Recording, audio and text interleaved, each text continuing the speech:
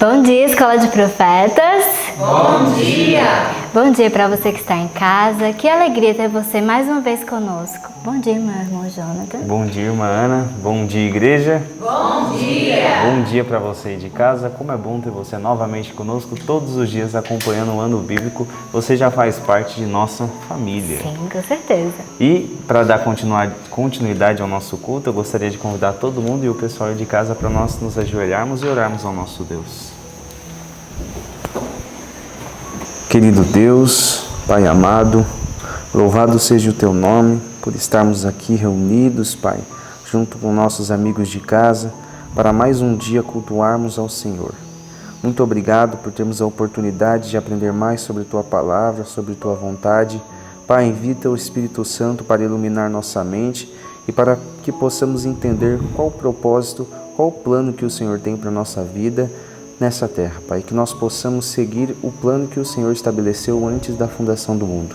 Esteja com os nossos amigos de casa, também peço que o Senhor envie o Espírito Santo neles e que eles possam, Pai, sentir esse chamado de ser missionários e aonde eles estiverem, eles possam realizar esse trabalho que o Senhor deixou em nossas mãos, que possamos ser capacitados a isso, em nome de Jesus. Amém. Amém. Para começar nosso dia mais feliz ainda, vamos louvar o nosso Deus com o hino 512.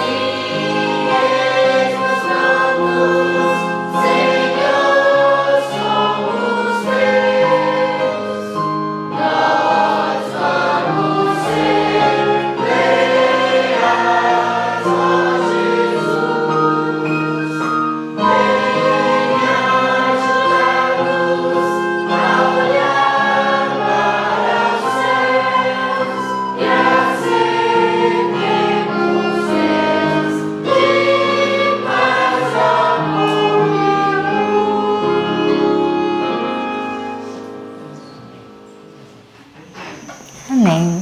Amém. Uma coisa que eu sei, o pessoal aqui da Escola de Profetas tem a saudade das minhas histórias, né? Não passa nem 2 dias e já vem me perguntando, e a história de hoje, Jonathan? E como de costume, eu tenho uma história para hoje também, para você também de casa. Certa vez, Ana, um homem, ele estava pregando numa praça pública e uma cena não tão comum, na verdade é comum nos dias de hoje, um homem interrompeu ele, um escarnecedor interrompeu ele e falou assim: olha, Você prega tanto desse Jesus aí, que ele pode fazer aquilo, pode fazer isso, e aquele mendigo ali, ele não pode nem mudar a roupa daquele mendigo. Ele está todo arregaçado, não pode fazer nem isso. E aí o pregador ficou quieto, olhou para ele e disse assim, olha, ele não vai mudar a roupa daquele mendigo, mas ele pode mudar o homem que está dentro da roupa daquele mendigo. E o que eu aprendo com isso? Que qualquer pessoa pode resolver o caso de um mendigo. Uma pessoa com condições pode ir lá e dar uma roupa nova, mas um coração novo só Deus pode dar. Só Ele pode nos transformar em uma nova criatura. E eu tenho certeza que se você continuar, você cada dia assistindo o Ano Bíblico conosco está sendo transformado em uma nova criatura. Sim. E para nós ser ainda mais transformados, para essa transformação ser ainda mais completa, é bom nós gravarmos a palavra de Deus Nosso coração, no né? nosso coração. E qual que é o texto que nós estamos gravando? Filipenses 2, do 13 ao 15.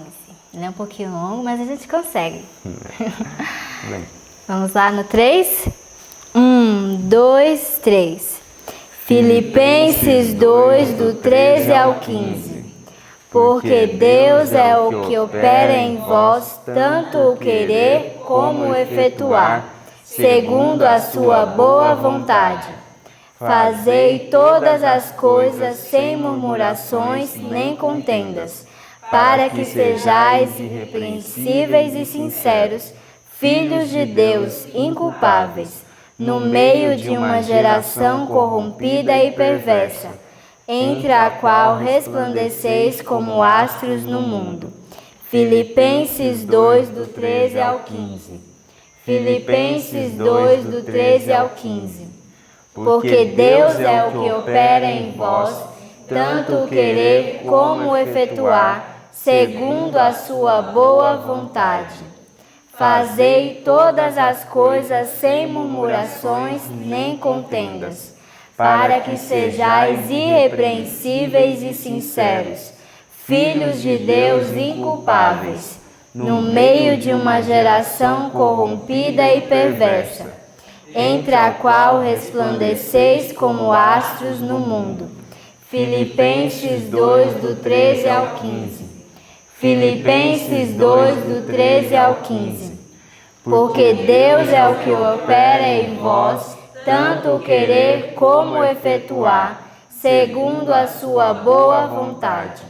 Fazei todas as coisas sem murmurações nem contendas, para que sejais irrepreensíveis e sinceros, filhos de Deus inculpáveis, no meio de uma geração corrompida e perversa, entre a qual resplandeceis como astros no mundo. Filipenses 2, do 13 ao 15. Amém. Amém. Muito bom gravar a palavra do nosso Deus e quero te desejar um bom estudo, que você possa aprender muito com tudo que nós vamos aprender com o nosso orador hoje. Que Deus te abençoe. Deus te abençoe e até a próxima. Bom dia para vocês. Bom dia! Espero que vocês tenham dormido bem e acordado melhor ainda. Estamos com um novo dia pela frente, a oportunidade de viver esse dia segundo a mensagem do Senhor e podemos fazer desse dia uma bênção muito grande. Deixa eu só revisar com vocês uma coisinha para então passar esse momento especial para o Rander e as meninas. Vocês gostaram de ontem? Pois hoje temos mais, para que estejamos juntos aqui estudando. Nós temos a chance de poder cantar que Jesus nasceu. Nós estamos estudando capítulo 1 e 2, hoje vai ser o 3, do Desejado de Todas as Nações, um dos livros mais bonitos que temos para estudar, um espetáculo do céu. Mas eu queria chamar a atenção de vocês para um detalhe. No capítulo 1, o Senhor Deus diz que Jesus veio para revelar Deus ao mundo. Não foi isso que nós lemos? Foi claro ali onde o Senhor Deus disse que Ele veio para manifestar a glória de Deus. E a razão principal da vinda do Senhor é tornar o pensamento de Deus audível. Só que no capítulo 2, nós vimos uma coisa interessante. diz que para nós, para a sua igreja, Deus deu a mesma responsabilidade, o mesmo foco, a mesma razão de viver. O que Abraão fora na terra de sua peregrinação, o que fora José do Egito e Daniel nas cortes de Babilônia, devia ser o povo hebreu entre as nações. Cumpria-lhe revelar Deus aos homens. Vocês não acham interessante que o que Deus pediu a Jesus, Jesus pede o mesmo de nós? Todas as coisas que Deus pediu a Jesus, Jesus pediu o mesmo de nós. Jesus veio mostrar para nós como é que era a salvação. E pediu que essa fosse a única razão de vida nossa. A única razão de vida dos filhos de Deus na terra deveria ser pregar este evangelho. A razão por que algumas pessoas param toda a sua vida e começam a trabalhar exclusivamente no evangelho é porque foram alcançados por esse tipo de foco, o foco de viver exclusivamente para essa fé, fazer disso a razão de sua vida. Só que Satanás vem no meio e vem tirando o foco das pessoas. Foi o que ele fez com o povo de Israel. Através de seus egoísmos, a sua própria vida, o exclusivismo, sumir, por exemplo. Eu fico um pouco preocupada de nós que moramos no campo, nós que queremos viver este evangelho, começarmos a nos achar tão bons, começar a achar que por isso estamos melhores do que alguém, e então agir como o povo de Israel agiu no passado, e trouxe então essa divisão tão grande entre o povo do Senhor, que deveria ser luz no mundo, não se contaminando com o mundo, e o povo que precisava tanto da mensagem do evangelho. Toda vez que recebemos alguma coisa de Deus, Deus tem um intuito especial para isso. Qual é? Ao nos trazer algo, nós nos tornamos conduto deste algo que o Senhor Deus nos traz. Nós vimos ali a situação que estudamos ontem, que me preocupou um bocado. Eles tinham um verdadeiro ciúme, o povo de Israel, de que Deus demonstrasse amor para com os gentios, para com os pecadores. Eles não tinham o mesmo amor pelos pecadores, eles tinham somente os ritos. E foi nesse tipo de situação que, então, o Senhor Deus nos trouxe a mensagem do capítulo 3, a plenitude dos tempos. Então, vou chamar aqui o Rander, junto com suas filhas, que vão passar hoje essa mensagem. Louvado seja o nome de Deus. Rander, você está em casa, tá bom? Que Deus te abençoe e te fortaleça, tá bem? Vem aqui, Laurinha. Hoje vai me acompanhar a Laura. Ontem, quem estava aqui comigo ontem? Amanda e Carol.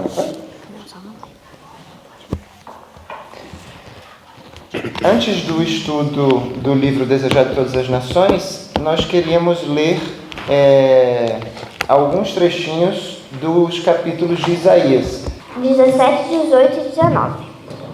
E, Laura, o que você achou de interessante que a gente pode extrair como lição para a nossa vida nesses capítulos?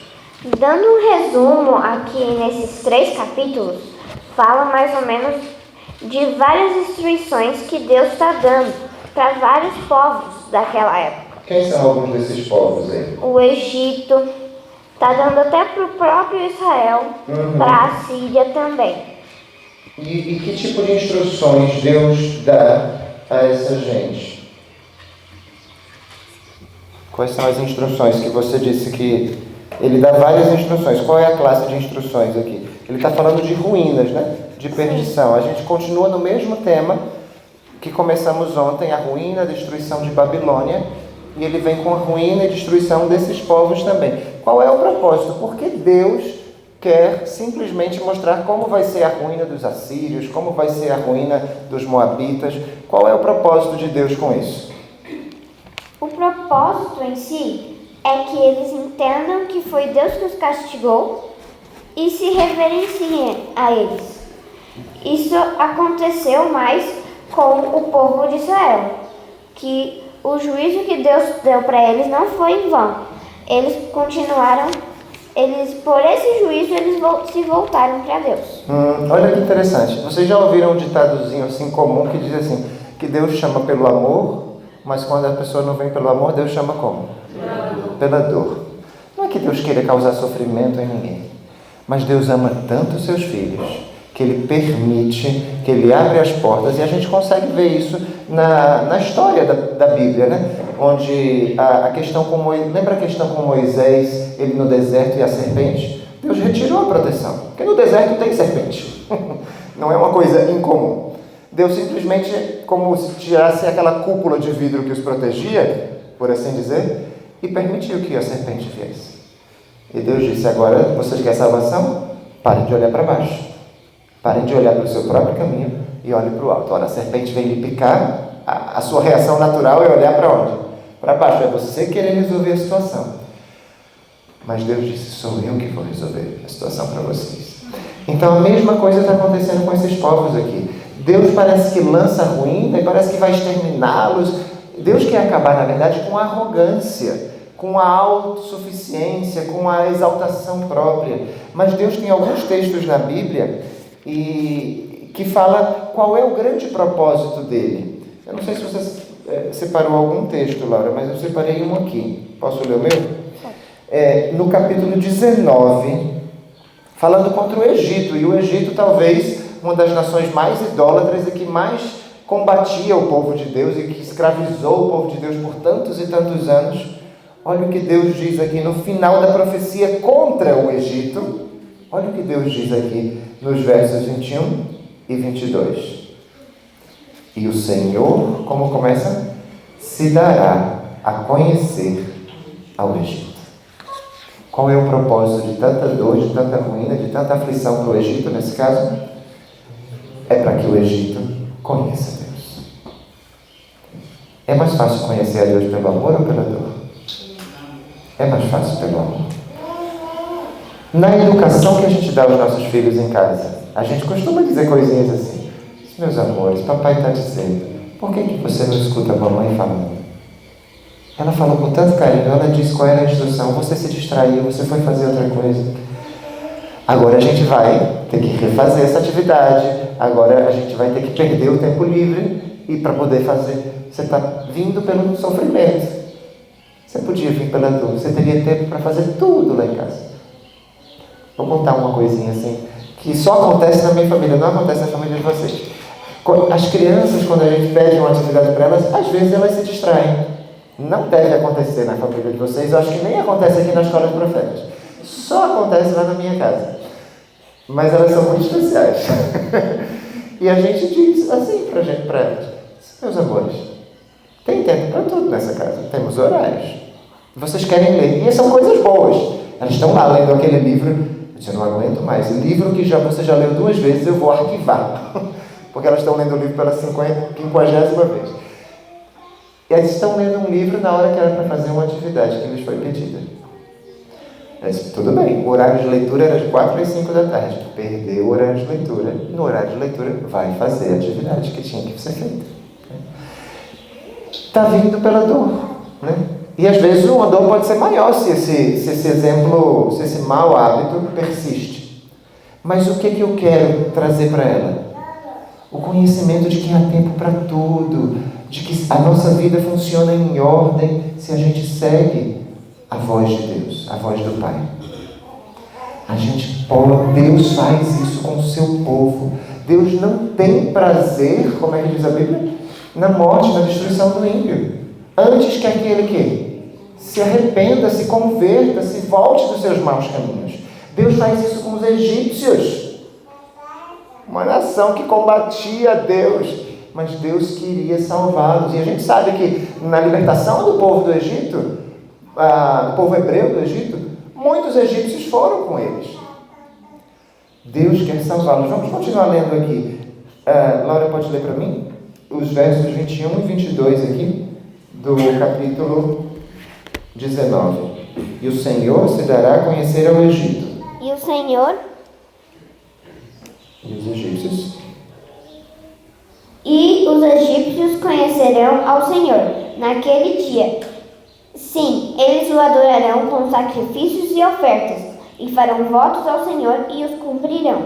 E ferirá o Senhor aos egípcios, e os curará.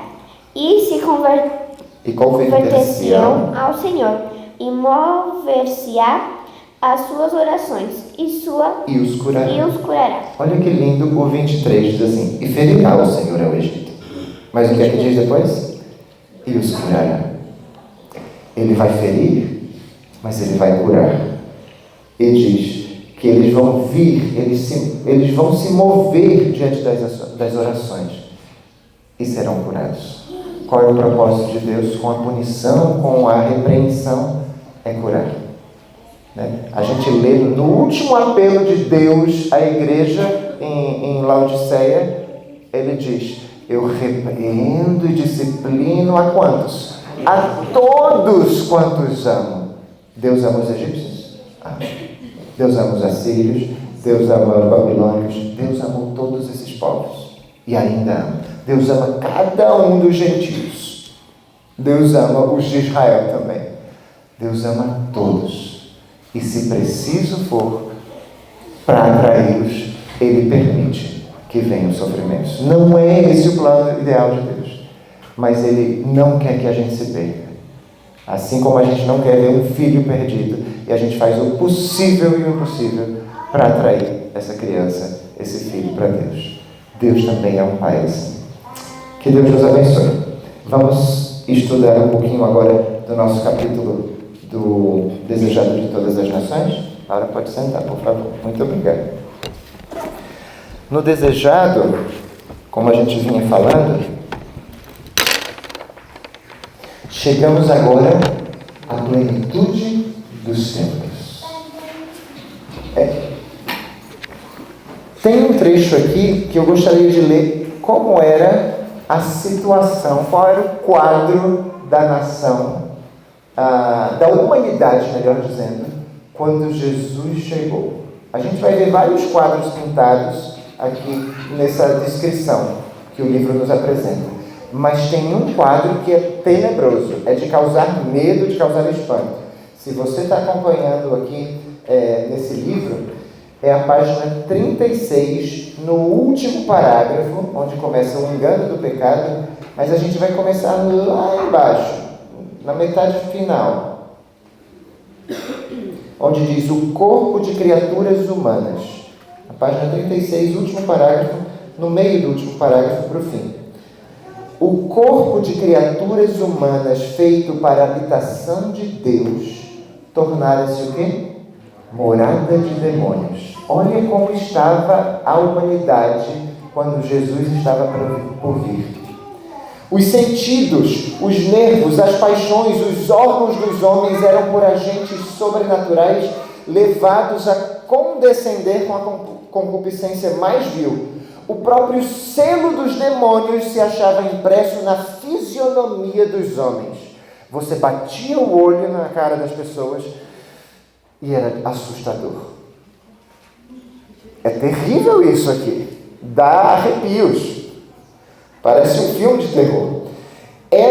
A fisionomia, refletia a expressão das legiões do mal de que se achavam possessos. Eis a perspectiva contemplada pelo Redentor do mundo. Que espetáculo para a infinita pureza. Agora, fala com sinceridade. Você está andando na rua, na calçada, e de repente vem um sujeito, como a gente costuma dizer, mal encarado. Nem é essa fisionomia toda aqui, não. É simplesmente mal encarado. A gente não atravessa a rua e muda de calçada? Imagina a fisionomia, a expressão de terror. E imagina a infinita pureza, Jesus lá no céu. Imagina Jesus se levantando do trono, e a gente leu nesse livro aqui, me foge agora o local, Jesus se levantando do trono e os mundos não caídos dizendo, agora ele vai condenar a humanidade, vai destruir esse povo. Mas quando Jesus se levanta do trono, ele se levanta para salvar e não para condenar. E essa história começou de se levantar e entrar no mundo para salvar, não começou aqui não. Quando foi que ela começou? E a gente volta para o início do capítulo. Começou em Gênesis capítulo 3, verso 15. A primeira promessa de graça. Deus entra no jardim do Éden, Deus havia dado uma instrução, a justiça requeriria o quê? Daqueles dois seres humanos criados que haviam desobedecido a ordem de não comam deste fruto. Morte. A justiça exigia morte. E quando Deus entra aí na cabeça de Adão e Eva, o que é que Deus vinha fazer? Matá-los. Tanto que eles se esconderam, ficaram com medo. Adão e Eva falam. Mas ele analisa Adão, ele analisa Eva e finalmente ele fala à serpente. E nesse diálogo que ele fala à serpente está a primeira promessa do Evangelho. O que é que ele diz à serpente? Porém, inimizade. Ou seja, se Deus vai colocar inimizade, qual era a situação da humanidade com o mal? Amiguinhos, unha e carne. Deus disse, os princípios do mal agora entraram no seu coração. Mas isso não vai durar para sempre. Eu porei inimizade. Eu vou ainda sofrer, como que vão picar o meu calcanhar. Mas finalmente virá alguém que vai esmagar a cabeça da serpente. À custa do seu próprio sofrimento, simbolizado ali pela morte do cordeiro que os vestiu, porque eles queriam a justiça própria. Não, já sei. Eu vou me salvar com minhas próprias obras. Qual era o processo? Me cobrir com folhinhas de figueira. E Deus disse, não funciona assim. Alguém vai morrer. E há um sacrifício que o próprio Adão degola. A gente lê no Patriarcas e Profetas isso. E Deus os cobre. Aí começa a primeira promessa do Evangelho. E desde Adão e Eva agora, eles pensaram, o libertador vai vir. E quem vai ser o libertador? Caim. Nasceu Caim, Caim é o libertador. Que tristeza. Que Caim é diametralmente oposto àquilo que eles esperavam. Em Caim ocorre o primeiro assassinato. E a gente vê, geração após geração, o povo querendo um libertador. O tempo passa, milênios passam. E a gente vê Noé, Moisés, será este o libertador? E vai passando, até que Daniel lança a profecia das 70 semanas e dá o indício, o Messias vai chegar.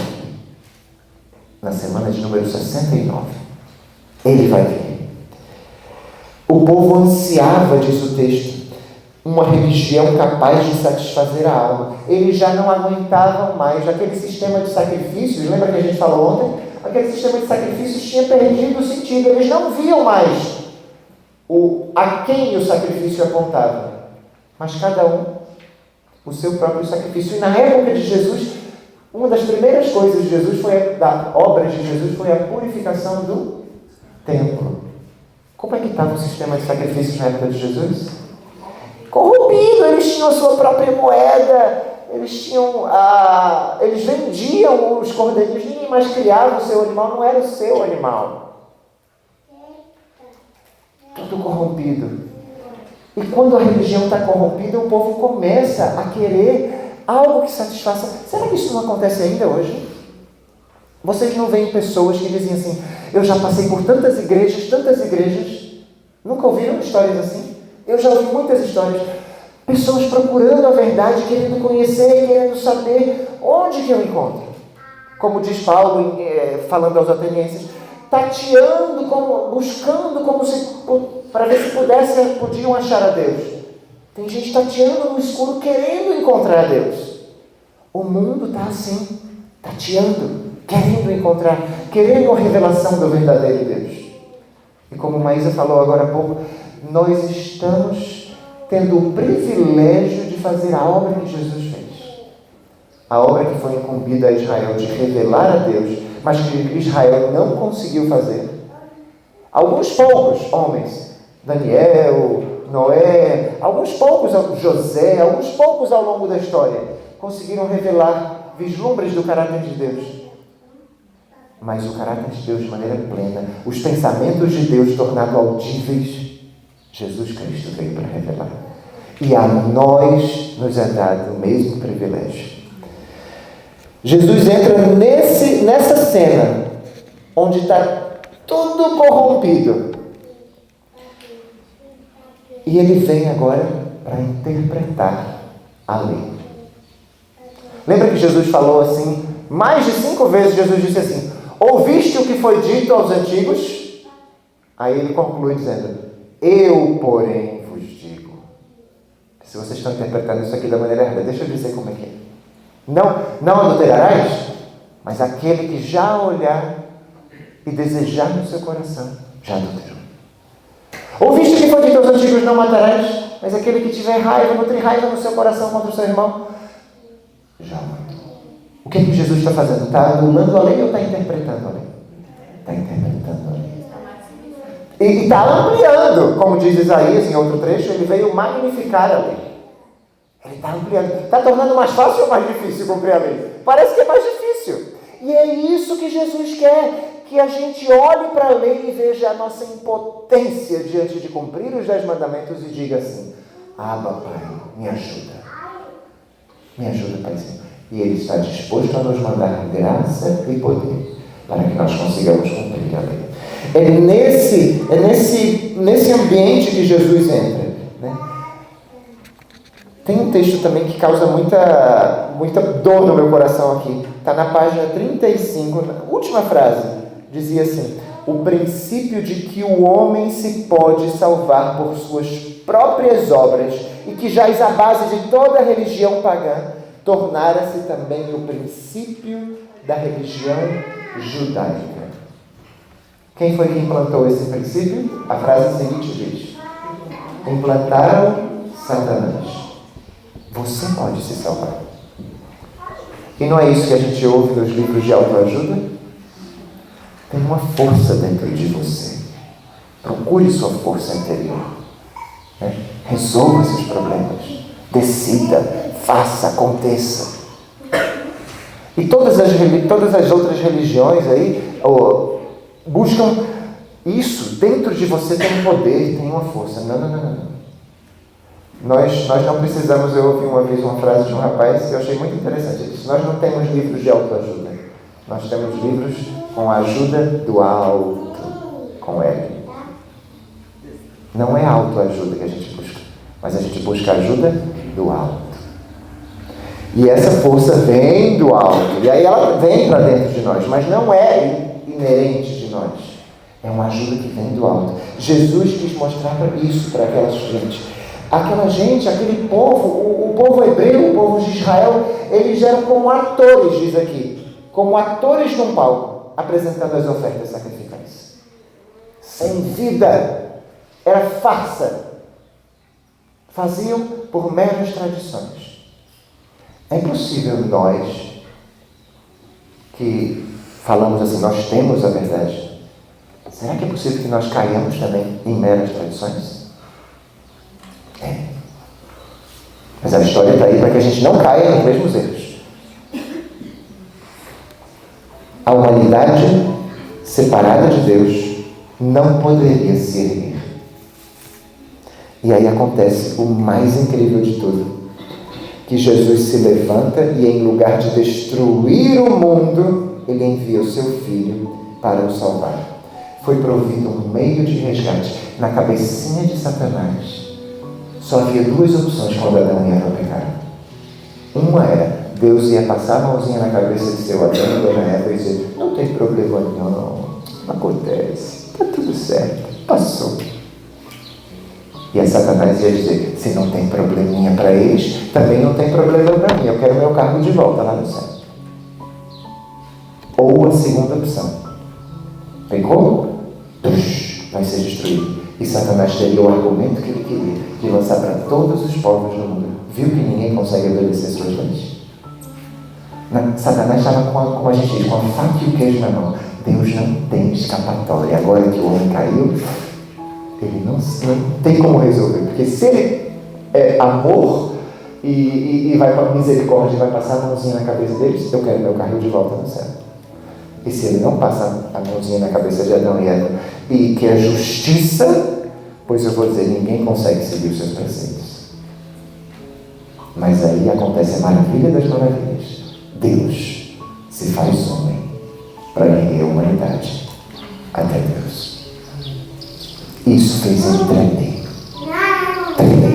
Tanto que quando veio a plenitude dos tempos, ele fez tudo para que aquele menino não nascesse. Porque ele estava entendendo. Deus vai vir para cá? Como assim? Porque na cruz em Cristo, como é que diz o Salmo? Justiça e misericórdia se deixaram. Nas minhas relações, eu sou só justiça? Fez uma coisa errada, ela vai ver. Eu cresci num lar, talvez, onde meu pai era muita justiça.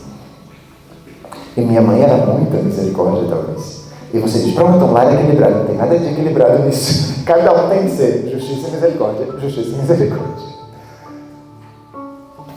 E nós precisamos aprender a fazer justiça e misericórdia com os nossos lideranços. Assim como Jesus fez. Nós precisamos ser o sal da terra que se mistura, mas não se contamina. Que dá sabor, que não cria barreiras. Precisamos aprender a estar no mundo, mas não ser do mundo. Isso é difícil. Mas se a gente segue os passos de Jesus, é nesse caminho que Ele vai nos levar. Porque se a gente não segue os passos de Jesus, se a gente segue as nossas próprias forças, a gente vai cair ou sendo dominado pelos costumes do mundo, ou nos afastando completamente do mundo e perdendo o sentido.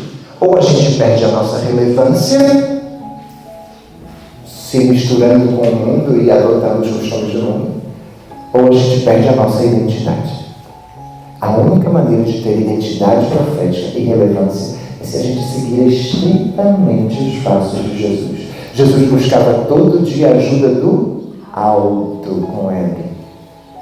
E o Espírito Santo cotidianamente, diz em outro trecho do Espírito de Profecia, ungia os lábios de Jesus. Ele recebia novo batismo do Espírito Santo. Ele sabia o que fazer em cada dia, como se relacionar com as pessoas. Eu não sei se eu tenho muito mais tempo. 3 minutinhos. Mas eu gostaria de já encerrar aqui. Jesus Cristo veio a fim de restaurar no homem a imagem de seu Criador. Diz o último parágrafo, na última página. Ninguém senão Cristo pode remodelar o caráter arruinado pelo pecado. Ele veio para expelir os demônios que haviam dominado a vontade. Veio para nos erguer do pó, reformar o caráter manchado segundo o modelo de seu divino caráter, embelezando-o com sua própria glória. Ande nos caminhos de Jesus. Sigam estritamente o exemplo, sigam o modelo. Ele está disposto a te mandar ajuda do alto, ajuda que virá em tempo oportuno. Que Deus nos abençoe. Querido e bom Pai, muito obrigado, Senhor, pelo plano de salvação, por todo esse desdobramento, Senhor, tão maravilhoso, porque quando Cristo se ergueu ali no Jardim do Éden, em Gênesis 3, Ele veio para nos mostrar que havia um libertador que haveria de vir, Ele próprio. E muito obrigado, Senhor, quando na plenitude dos tempos, no Novo Testamento, nós vemos que Jesus se levanta e, para espanto dos mundos não caídos, do próprio Satanás, Jesus vem para reerguer a humanidade ao seu estado original. Ajuda-nos a ter a relevância, Senhor, que Jesus Cristo teve aqui, no seu contato com as pessoas. Ajuda-nos também, Senhor, a não perdermos nossa identidade como cristãos, como seres criados para uma pátria celestial, Senhor. Ajuda-nos a seguir nos passos de Jesus estritamente e andar somente sem nos desviar nem para a direita nem para a esquerda. Abençoa-nos durante este dia. Em nome de Cristo oramos. Amém.